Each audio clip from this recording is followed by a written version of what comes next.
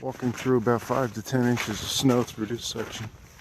And I guess it's because of the change, the higher elevation, and possibly which side of the mountain we're on. And looks like we're going to be walking in this deep snow for quite a while. So that'll be a little bit even better of a workout. Looks like a ski resort though. Just amazing. Look at that. I had to get this. This very appropriate name for the location. Snowbird Gap. I don't know how good you can see it on the phone, but this is absolutely amazing view. We've got about 3 mountain ranges, and the furthest one, it just looks like you're out in Colorado or something. All white caps. Beautiful. Absolutely gorgeous.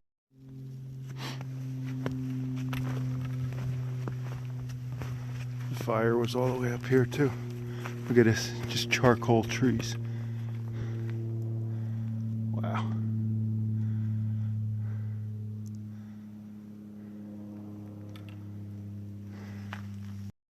As I'm going higher, you can see the snow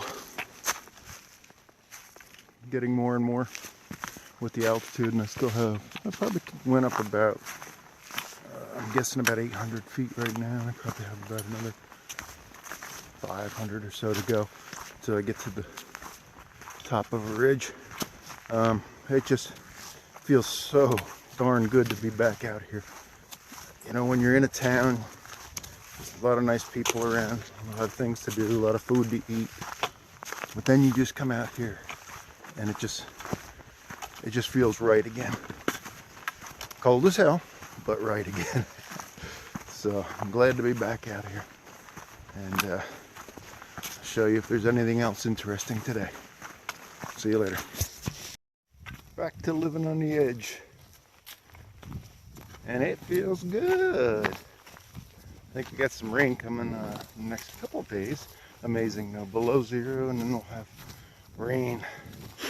But just feeling so nice out here today. Been climbing for the past hour and 15 minutes. Back to feeling alive again. Tell you, you're stuck in a motel room, and I wasn't stuck, but I could get out and walk and things like that and see the town, which was nice, but it just brings you down. And it feels so good to be back out here. So look at that. How could you not love it?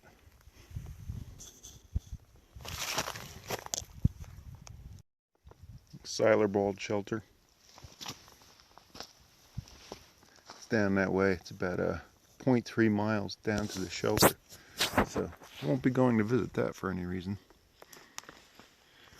Still going uphill. Gorgeous out today. Very lucky. This is not the kind of place you want to slip. Look at that. Wow.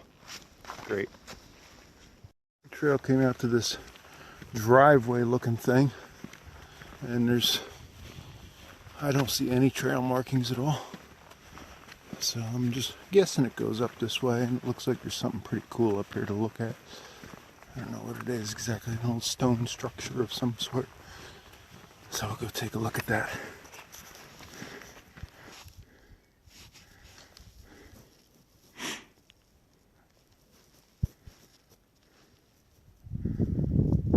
This is the John Bernard Byrne Forest Supervisor. I don't know. Yeah, a memorial. So I guess it's just a scenic overlook or something. Pretty scary. Wow. Huh. Yeah, looks like, huh? Oh man, I saw it up here. Have you ever been up here? No, I've never been up here before. Oh, it had a nice roof on it up there. Oh yeah? Oh yeah. Oh, I can see the burnt. It was all Yeah. enclosed up in there. Wow. Correct. Yeah. That fire got it, I guess. Yeah, I can see some of the wood that was holding the supports for the roof up there. It was all covered up in there. It was nice.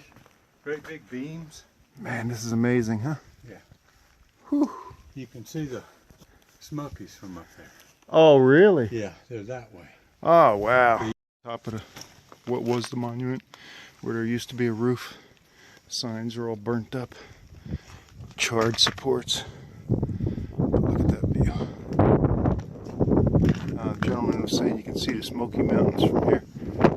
The sign used to tell you where. We can't see. He thinks that might be Clemens Dome way off in the distance. I can't see. It's too bright out. Possibly out there. Blue Cheese just came up to the top of the monument and he wants to say hi to some folks. Just want to say hi to my mom and dad, my family back in Massachusetts, and all my friends. All right, That's man. it. They're going to love Thanks. to see you out here. Look at this beautiful scenery for them. I got somebody I'm hiking here with. I don't know if you can see him. There he is. There he goes. He's been hiking with me for about eighth of a mile. Poor little guy.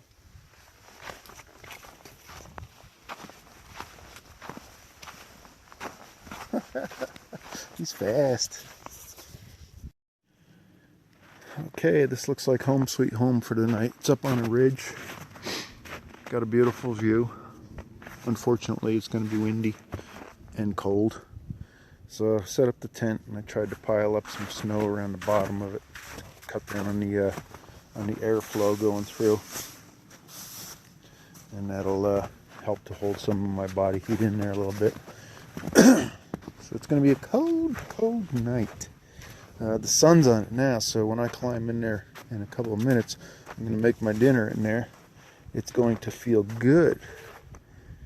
And at least that'll feel good for a little while. So there we go. The end of the first night back.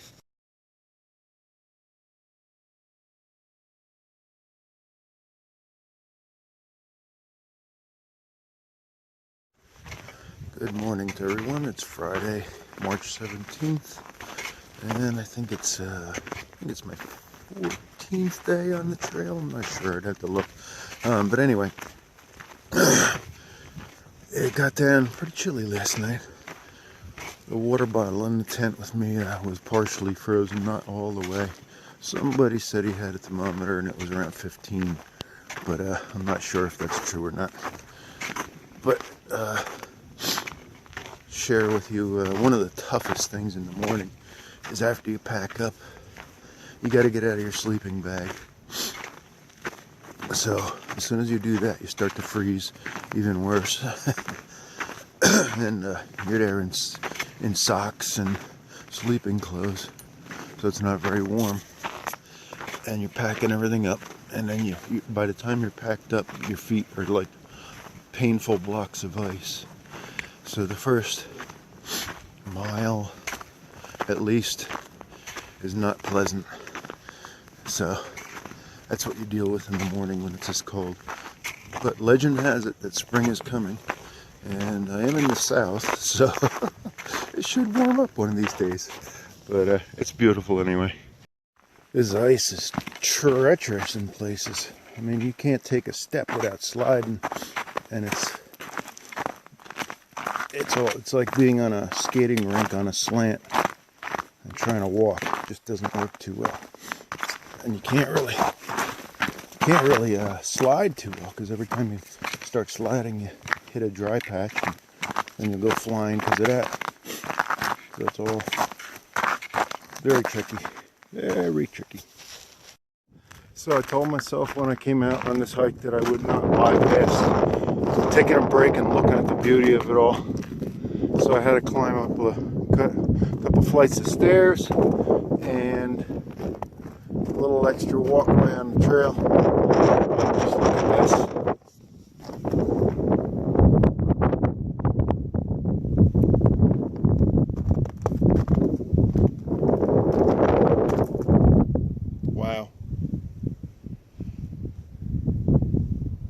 haven't seen anybody all day since this morning, so I'm just out here in the middle of this by myself. How amazing.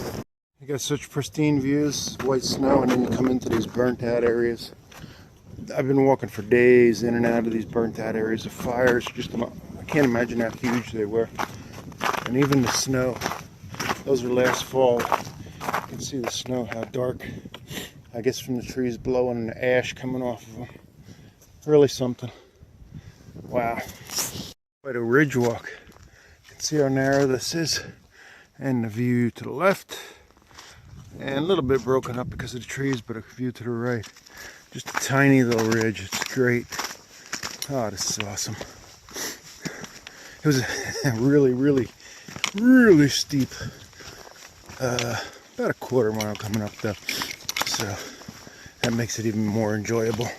It's great. My first slip on the whole trip. Coming down this steep grade here. All covered in ice. And look what's at the bottom if I wasn't able to stop. Oh, good golly. That was fun. Downhill for a few miles now. Incredible drop in elevation. And you can see what the difference down here. It's like, down here it feels like springtime. There's no sign of snow, no sign of ice, and it's pretty warm. By the way, somebody asked me yesterday in the comments, not yesterday, the day before, whatever it was, to let them know how the sleeping bag liner that I picked up worked out. It was decent. I think it did give me some more comfort and allowed me to sleep a few minutes here and there, but it one thing to be remembered if you ever get that particular brand is that the condensation on the inside is very pronounced. I actually put my sleeping bag inside of the bivvy, and the outside of my sleeping bag was wet just from the vapor in the air from my sweating or breathing or something. But otherwise it did work pretty well, and I just wiped it down and it seems okay. So I'm glad I got it. It doesn't look like it'll last too long though. It already has one little tear, so give it some gentle use. But otherwise, not too bad. There's where we're going tonight. We got a night at the NOC, known as the NOC. It stands for the Nantahala Outdoor Center. And it's an outdoor recreation center. They have like kayaking and hiking and all kinds of stuff around there. It's supposed to be pretty cool. I see people out in the river with kayaks now. So they have bunks in a bunkhouse. They have cabins you can rent, and they have camping areas outside. So I'm going to see which is most feasible for me tonight. And I think they have food. So I'm going to fuel up on some food tonight because after tonight, there's very few places between here and the end of the Smokies to actually get food and resupply. So I'm going to check out the distances I have to travel and probably get a real meal tonight, maybe a burger or something. So looking forward to that. Looks cool. I'll show you around when I get down there. Check this place out. Pretty cool. There's a little restaurant right there. Kayaking, which I won't be doing. There's a bunkhouse. There's some cabins. Right now I'm going to look and see if I can find the guys that have some room in their cabin. Got a general store, outfitters. Really cool place. Really cool. And these are what the bunkhouses look like. They got 2 rooms on the end in this particular bunkhouse with 8 bunks in each room. It's actually a brand new building. The wood is all new, still smells like wood. It's kind of nice. Center room has only 2 bunks, and the end room has another 8.